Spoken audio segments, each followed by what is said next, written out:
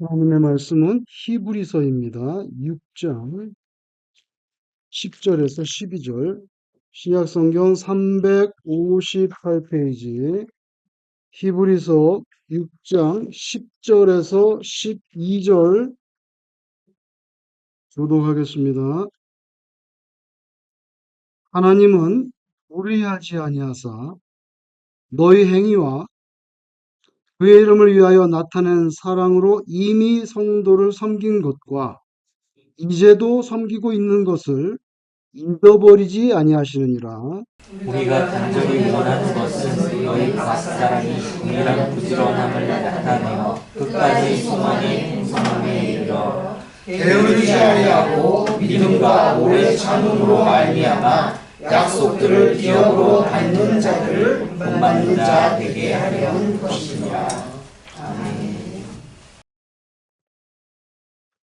우리가 사는 이 세상, 이 사람들이 하는 일에는요, 완벽이라는 게 있을 수가 없습니다. 우리가 뭐, 때로 완벽하려고 노력은 하지만, 그래가지고 또 완벽주의자다, 뭐 이런 말도 들을 때도 있지만, 그렇다고 해서 완벽을 이룰 수는 없지요. 우리는 사람이기 때문에, 일반 사회에서뿐만 아니라, 신앙의 세계에서도 이건 예외가 아닌 것 같아요. 우리가 신앙생활하는 중에서도 완벽한 그런 신자가 되기는 어렵다는 거죠. 때로는 우리가 신앙생활 속에서도 하나님께 아이고 하나님 섭섭합니다. 어떻게 이런 일이 있나요? 하나님께 섭섭하게 느낄 때가 있어요. 음, 그래서 예수 믿는다 하는 분도 만약에 갑자기 가족 중에 누가 일찍 세상을 떠나거나 하면 그게 이제 속에서 분노가 일어날 때가 있어요. 예, 사람이기 때문에. 하나님께 대한 분노죠. 왜 빨리 데려가셨냐? 뭐 이런 거. 또 같은 성도끼리도, 아, 저 사람이 나를 홀대하네. 뭐 온갖 종류의 그런 스토리가 발생할 수가 있습니다. 이 완벽하지 않아요. 사회뿐만 아니라 뭐 교회 문맥, 신앙의 문맥에서도 모든 것이 그렇게 100% 만족되고 완벽할 수는 없습니다. 그렇지만 참된 신앙인이라면 이 모든 것을 이겨내고 인내하고 마침내 극복해야 되는 것이 우리에게 주어진 이 사명이다. 사명이다. 물론 이것도 완수할 수는 없겠지만, 그래서 우리는 그렇게 완전히 거룩한 사람, 거룩한 존재, 그런 거룩한 홀리한 그런 존재. 아, 당신은 홀리한 존재군요. 예, 뭐 홀리한 영어로 존재, 잉 홀리한 존재는 될 수 없어요. 그냥 홀리한 쪽으로 가다가 이게 하나님이 오라 하시면 가는 거지. 그러니까 영어로 하면은 being이라는 건 없습니다. becoming. 조금 좀 어제보다 좀 거룩해졌네.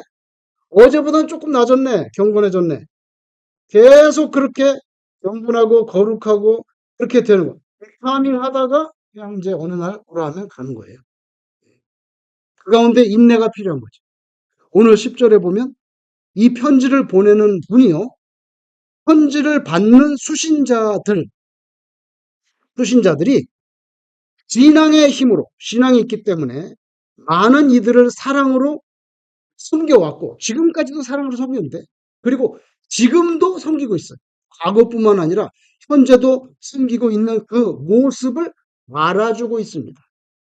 이 편지를 쓰시는 분이 편지를 받는 분들이 다른 분들을 섬기고 이때까지 잘 섬겼다는 거, 사랑으로. 힘들죠, 섬기는 게. 힘든 겁니다. 자기 것을 잘라내야 되고, 희생해야 되고, 자기를 죽여야 될 때도 있고, 힘든 거예요. 근데 과거에도 그런데 지금도 잘 섬기고 있다 이거예요. 그걸 알아줍니다. 알아줍니다. 알아주고 있어요. 그리고 하나님께서 그 사랑의 행위를 절대로 잊어버리지 않는다. 하나님은 잊어버리지 않는다고 오늘 여기에 확증해주고 있습니다. 그러니까 여러분들이 이 같은 작은 신앙 공동체지만 여기서 누굴 섬긴다든지 아니면 뭐 여러분의 일터나 가정이나 밖에서 누구를 섬긴다 할 때 섬기는데 날 안 알아주네. 아니면 뭐 내가 어떻게 했는데 그렇게 나한테 오해를 할 수가 있어? 뭐 온갖 스토리가 발생할 수 있지만 여러분 그거 다 여러분이 사랑의 행위를 열매를 맺은 거는 하나님이 절대 잊지 않는 줄로 믿습니다. 여기 잊지 않는데 하나님이 분명히 그렇게 말씀했어요. 잊어버리지 않는다. 더구나 여러분 이 편지를 쓰고 받는 이 시점은 어떤 시점입니까? 기독교인들에 대해서 말할 수 없는 그런 핍박이 가해지던 그런 역사적인 상황이었잖아요. 말하자면 내 한 몸 추스리기도 힘들어. 내 한 몸 추스르기도 내가 언제 죽을지, 내가 먹을 것을 확보했는지, 오늘 어디서 내가 자야 될지, 이런 것들. 나 한 몸 추스리기도 어려운 판에, 다른 이들에 대한 사랑의 섬김의 행위, 지속적으로 감당하고 있다는 것. 이건 정말 놀라운 복이죠. 하나님이 감동하지 않으면 그렇게 할 수가 없어요. 여러분, 사람은 다 이기적이잖아요. 일단 내가 먹고 도와주는 거죠. 그죠? 내가 입고 옷도 나눠주는 거죠.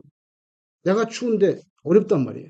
근데 오늘 여기 본문에 이 편지를 받는 분들은 과거나 지금이나 굉장한 핍박 가운데서 사실은 내 몸 하나도 건사하기가 힘든 형편인데도 지속적으로 사랑의 행위를 하는 거예요. 하나님이 어떻게 기억하지 않을 수 있어요? 절대 잊어버리지 않는다. 11절에 각 사람이 동일한 부지런함으로 끝까지 소망의 풍성함에 이르라. 12절에 다시 말씀하기를 게으르지 말라. 약속들을 기업으로 받는 자들을 본받는 자가 되기를 권면하는데 그 가운데 믿음과 오래 참음, 요 중요한 기독교 그리스도인의 덕에 대해서 명시해 줍니다. 믿음과 오래 참음. 근데 여러분, 동일한 부지런함, 게으르지 마라 이런 말씀을 합니다. 그러니까 어떤 사람들은요, 다른 사람이 막 도와주고 섬기고 하니까 그냥 당연한 듯이 자기는 그렇게 안 하고 그만 좋아하고 그런 사람이 있었던 거예요. 그러니까 이 편지를 쓰시면 동일한 부지런함으로, 그죠? 다른 사람이 여러분을 섬길 때 당연한 듯이 그렇게 하면 안 된다는 거예요. 동일한 부지런함으로 받는 것만 좋아하고 게으르면 안 된다는 거예요. 그러니까 두 번이나 말이죠. 동일한 부지런함으로 하라. 게으르면 안 된다. 그죠? 그리고 이 믿음과 오래 참음. 여러분, 잠시 뜨거운 건 가능해요. 잠시 열심을 내는 건 가능해요. 한철 신앙이라고 해요. 한철 신앙. 그렇지만 이런 거는 아무리 뜨겁고 뭐 종교적인 향기가 좀 나는 것 같아도요. 결국 참된 신앙이 아닙니다. 잠깐 뜨겁고 막 잠깐 막 펄펄 끓고 막 난리칠 수는 있어요. 할렐루야고 할 수는 있는데 오래 하는 것은 어려워요. 그러니까 잠깐 그 한철 신앙 그건 진짜라고 보기 어려워요. 참된 신앙은요. 열매를 맺을 뿐만 아니라 오랜 세월 자기를 인내함으로써 그 사람 신앙이 진짜구나 하고 증명하게 됩니다. 증명하게 됩니다. 오늘 11절에 끝까지 이런 말이에요. 끝까지 소망의 풍성함에 이르러 믿음과 오래 참음으로 이렇게 합니다. 그래서 참 신앙은요. 인내한다는 거죠. 인내가 참 신앙의 본질이라는 거. 인내가 참 신앙의 본질이라는 거. 요거는 성경 전체가 보여주는 중요한 명제인데 오늘 12절에 믿음과 오래 참음 이렇게 말해가지고요. 요게 믿음과 오래 참음. 그러니까 faith하고 인내하는 거는 다르잖아요. 그런데 요게 내용적으로는 거의 동의어로 그렇게 취급하고 있어요. 분명히 다른 단어인데 내용적으로는 같은 단어라요. 그래서 믿음과 오래 참음. 요게 내용적인 동의어 반복이라고 말해도 될 만큼 믿음과 인내는 본질상 성질이 같다는 겁니다. 히브리서 3장 14절에 이런 말씀이 나옵니다. 우리가 시작할 때 확신하는 것을 끝까지 견고히 잡고 있으며 그리스도와 함께 참여한 자가 되리라. 여러분 시작할 때 확신한 게 뭡니까? 우리가 시작할 때 확신한 것을 끝까지 잡는데 순례할 때 확신하는 거 그거 뭐예요? 복음이에요. 예수님의 십자가 피, 부활. 요게 우리 신앙의 핵심이라는 요 복음을 처음에 잡았는데 요거를 끝까지 놓지 않는다는 거예요. 그래서 구원은 참된 구원은 잃어버려질 수가 없어요. 진짜 구원받은 사람은요 버림받을 수가 없어요. 잃어버려지지 않아요. 잃어버려지지 않아요. 끝까지 복음을 붙들게 성령께서 계속해서 코치하시고 도와주시고 말할 수 없는 탄식으로 그 영혼을 위해서 돌보고 계시기 때문에 구원에서 떨어져 나가는 게 불가능하다. 진짜 구원받은 거는. 조금씩 그렇게 보이는데 그거는 원래부터 구원받은 게 아니라고밖에 볼 수 없어요. 그래서 믿음은 뭐냐? 뭐 믿음은 여러 가지 표현할 수 있는데 오늘 본문에 보면 믿음은 인내다. 끝까지 붙잡는 거. 예수님을 끝까지 붙잡는 거. 그래서 신자는요. 죽을 때도 믿음으로 죽습니다. 여러분 참 신자는요. 당연히 믿음으로 살아야 되죠. 참 신은 당연히 믿음으로 살아야 되죠. 여러분 신자는 사는 것도 믿음으로 살지만 죽을 때도 믿음으로 죽어. 죽는 것도 믿음 안에서 죽는다는 거예요. 이거 중요합니다. 히브리서 11장 13절에 이 사람들은 다 믿음을 따라 죽었으며 이렇게 나옵니다. 죽는 것도 그냥 죽는 거 아니에요. 죽는 것도 믿음을 따라 죽었다는 거예요. 이 사람들은 다 믿음을 따라 죽었으며 약속을 받지 못하였으되 그것들을 멀리서 보고 환영하며 여러분 초대교회 때 순교한 사람들은요. 예수님 재림 경험하지 못했습니다. 그죠? 자기가 편안하게 번듯한 예배당에서 아주 뭐 가운 입고 거룩하게 예배드리지 못했습니다. 짐승처럼 살았습니다. 그죠? 그래서 하나님이 주신 약속이 그들의 삶 가운데서는 이루어지지 않았어요. 인정합니다. 그죠? 그래서 받지 못하였을 때. 그러나 그것들을 멀리서 보고 환영하며 왜? 이제 하나님의 나라에 들어가면 예수님 만나게 돼요. 슬픔과 눈물이 없어지고. 지금은 고난 가운데 있으나 내 손자 때쯤이면 평안하게 예배드릴 수 있는 그런 날이 오겠지. 그런 믿음을 가지고 환영하면서 죽었다서. 시작만 믿음으로 하는 게 아니라 또 믿음으로 마친다. 믿음으로 끝장낸다는 거예요. 평생 신앙생활을 하다가 임종의 순간에 하나님을 부인하고 죽었다고 하는 그런 사람들의 이야기를 가끔씩 들을 때가 있어요. 정말 안타깝고 괴롭고 힘든 거죠. 야, 여러분, 어떤 권사님이 신앙이 너무 좋았는데, 늙었는데, 치매가 걸렸어. 치매가 걸렸는데, 예수님 모른대. 이제 문제가 심각해지는 거예요. 예수님 누구야? 교회, 교회 다니셨잖아. 근데 교회가 뭐야? 잘 보세요. 신앙이 아주 훌륭했는데, 나이 들어서 치매가 오니까 예수님도 모르고, 교회도 모르고, 기도도 몰라. 문제가 되지 않습니다. 치매이기 때문에. 여기 브레인셀이 자꾸만 죽어가니까 자기 의지로 모른다고 부인하는 게 아니거든요. 생물학적으로 능력이 안 되는 거예요. 그죠? 죽은 사람이 무덤에 나와서 찬송 못하는 것처럼. 무덤에 가지고 너 빨리 나와서 왜 찬송 안 해? 너 진짜 신자야? 그렇게 아무도 말하지 않습니다. 그와 같이 알츠하이머나 디멘시아가 걸렸다고 해서 예수님 모르겠는데 교회 모른다. No problem. 힘이기 때문에. 그런데 정신이 멀쩡하고 의지가 올바른데 예수님을 부인할 때가 있어요. 죽을 때. 그것은 구원받은 영혼이라고 보기가 어렵습니다. 어쩔 수 없어요. 치매가 아니기 때문에. 전에 어떤 분이 자기 부인이 MS라고 그 힘든 병이에요. 가서 다 몸을 닦아주고 남편이 그랬는데 고생하다 돌아가셨어. 둘 다 예수 믿는 사람인데. 남편은 안수 집사인데. 마지막 돌아가시는 날 남편이 이제 그러는 거예요. 아, 끝났어. 선당이 있는지 죽어 있는지는 가봐야 알지. 너무 힘들고 괴로워서 그런 말을 했겠지만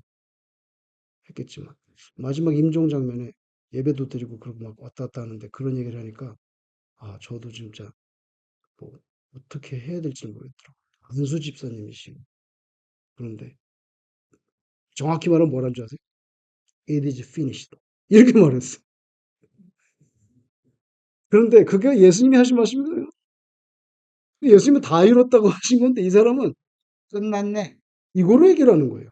그건 왜 그래? 내가 왜 그래요? 그 다음에 말을 들었기 때문에. 상당히 뭐 가봐야지 있는지 없는지. 그러니까 이건 다 이뤘다가 아니고 다 끝났어. 이 뜻이 되는 거예요. 여러분 마지막 순간까지 믿음 지키는 거 이것도 복이에요. 복이에요. 이거 우습게 읽으면 안 돼요. 예, 우습게 읽으면 안 돼요. 그래서 예수 믿는 사람은 진짜 믿음으로 살지요. 그런데 죽는 것도 뭐예요? 믿음으로 죽어야 돼. 그래서 히브리서 11장 13절 이 사람들은 다 믿음을 따라 죽었으며 이거 엄청난 축복된 말씀이에요. 죽을 때 믿음으로 안 죽는 사람이 있단 말이에요. 참된 믿음, 시련 가운데 인내합니다. 히브리서 10장 32절 이하에 보니까 한번 들어보세요. 전날에 너희가 빛을 받은 후에 고난의 큰 싸움을 견디어낸 것을 생각하라.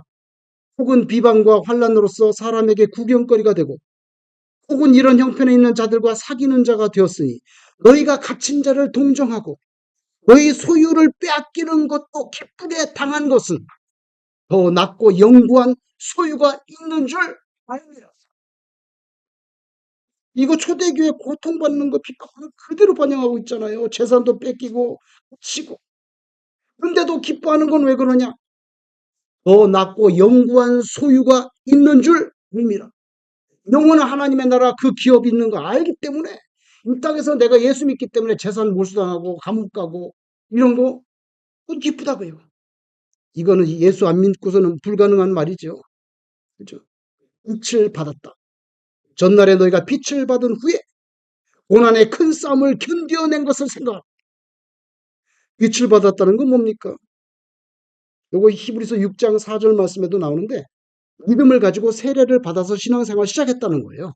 그러니까 빛을 받았다는 건 이제 예수 믿기 시작했다는 거죠. 근데 예수 믿기 시작하니까 금방 고난의 싸움이 왔어요. 빡이 온 거예요.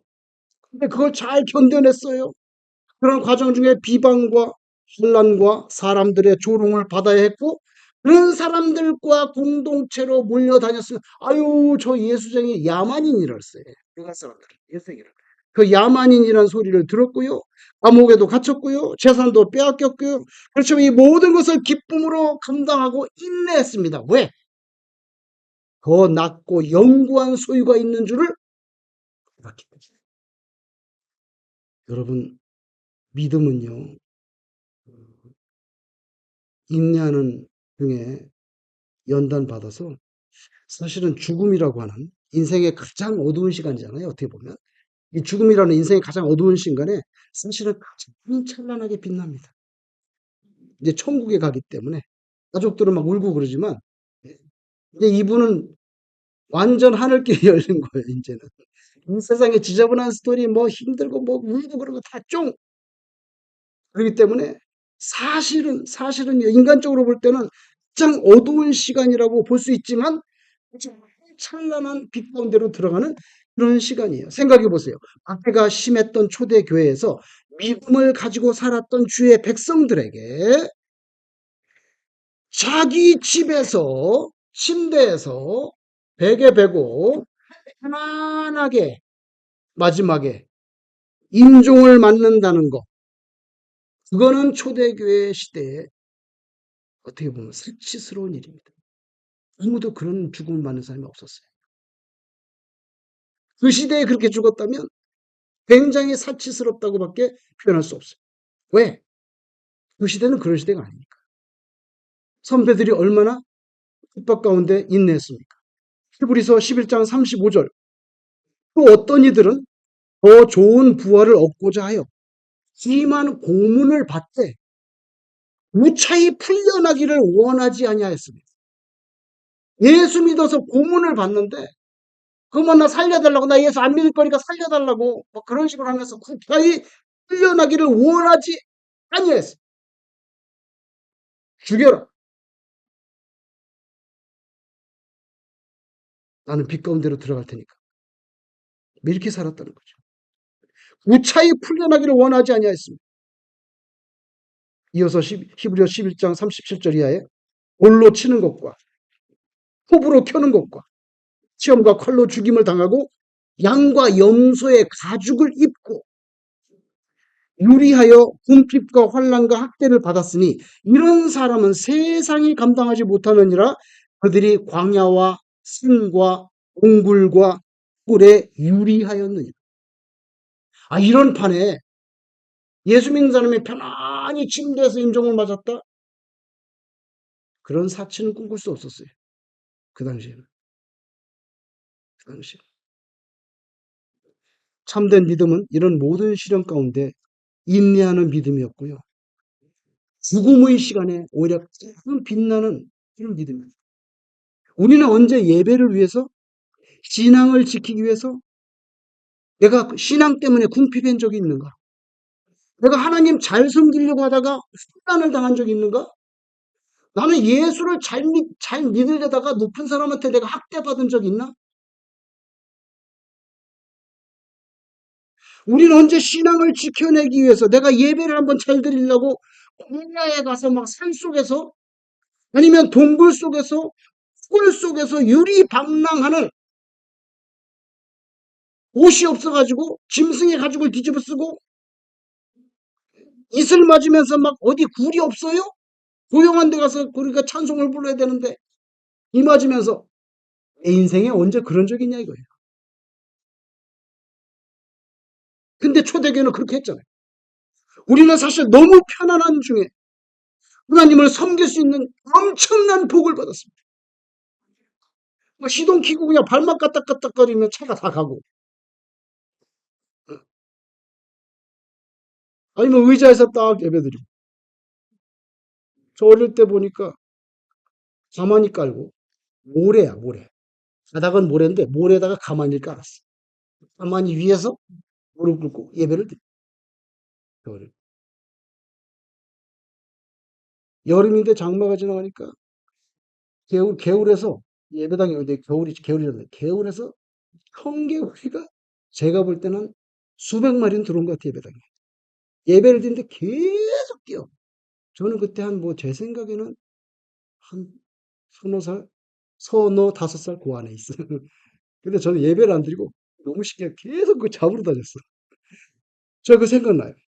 강대상에도 저는 청개구리를 잡으러 다니는 거야. 어른들 예배 드리는데 제가 뭘 아무것도 모르니까 너무 계속 뛰니까 막 신나가지고 이거 잡으러 다녔어. 가만히 위해서 예배 드린 거예요. 분명히 내 눈을 본 기억나요. 그런 데서 무슨 힐링이 있었겠어요? 그런 데는 무슨 에어컨이 있었겠어요? 그보다 더한 데서 우리 선조들은 오늘 본문에 보세요. 뭐 광야, 산, 동굴, 토굴.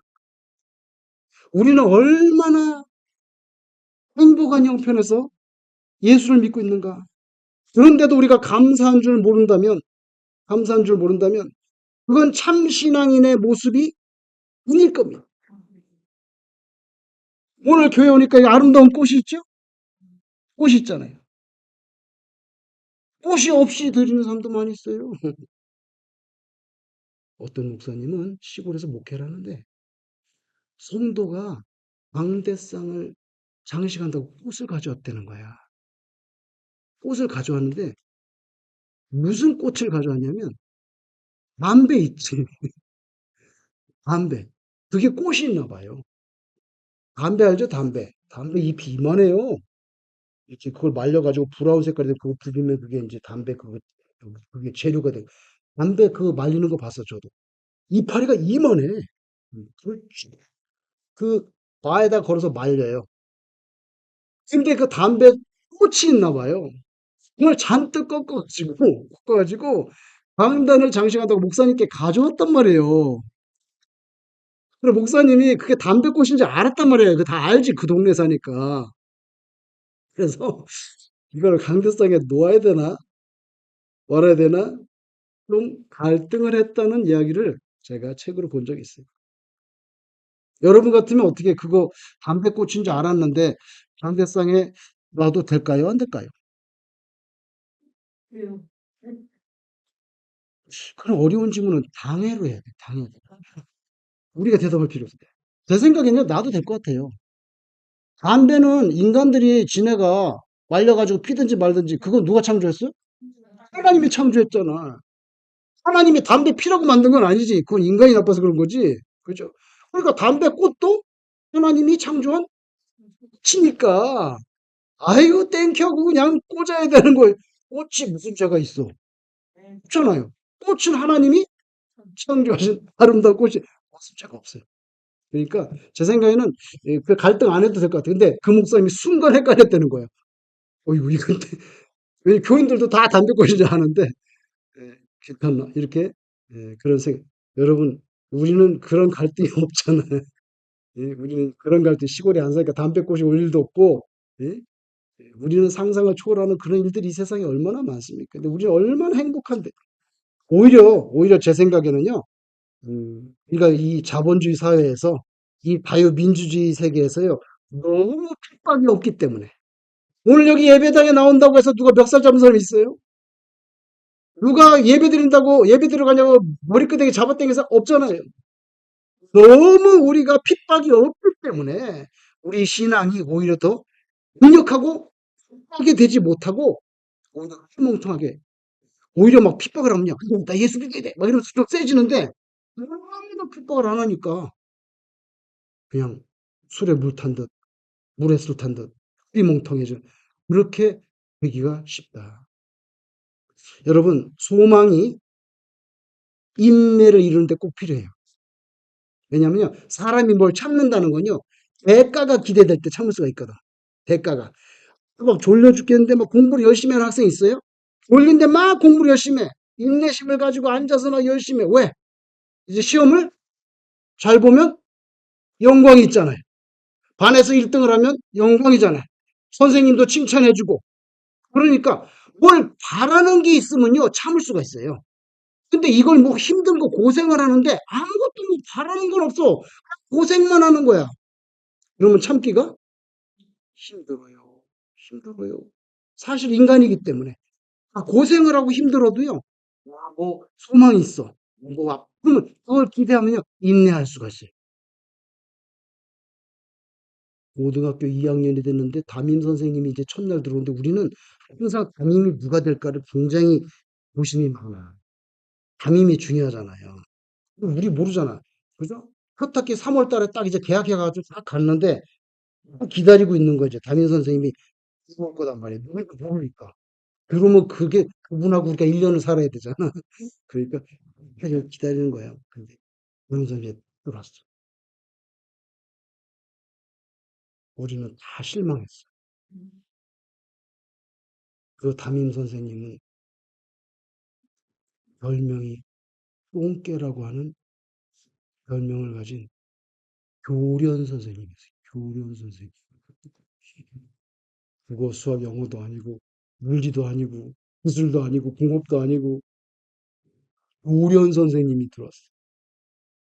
무섭고 성질이 사납다고 그래서 그런 이상한 별명을 가진 선생님 딱 들은 거. 우리 다 안 좋아했어. 교련 선생님. 근데